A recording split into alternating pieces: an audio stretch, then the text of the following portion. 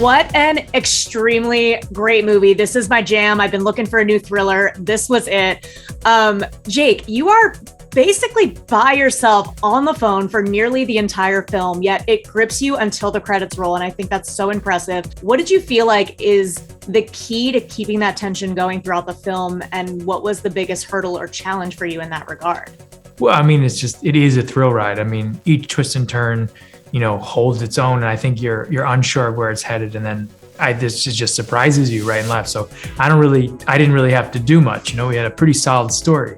And I think also just a lot of the movie has to do with the variations of characters that call in and what's happening, so their wonderful performances are just sort of all kind of being washed through your ears. It's just my face. It's not really a performance, it's their performances coming through me. So I didn't really have to do much is the answer to that question. I just had to sit in a chair and that's it.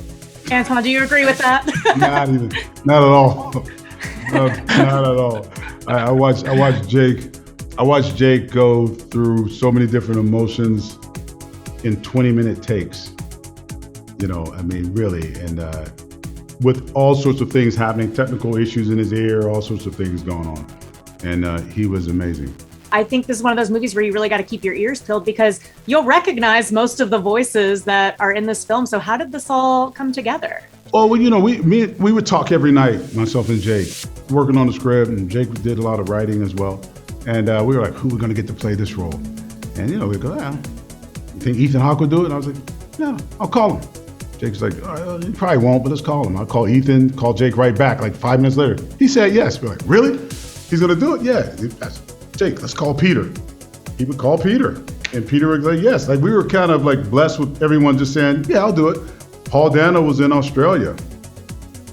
So that part of it started to come together really smoothly just because, we have a lot of friends and relationships with people and we all enjoy each other working together and they just said yes. So yeah, that's how that worked. Yeah, and also just, I think no one was making any films. No one was making anything at the time. And I think there weren't many movies that you could make because, it required a lot of moving around, a lot of cast members, and this was a film that required one person in one room, and I think there was a big part of us and we knew we could shoot it in a short period of time, so we shot it in October of 2020. So there was, in Los Angeles, when there was like this sort of impending lockdown, day after day, we didn't know if they were going to shut us down.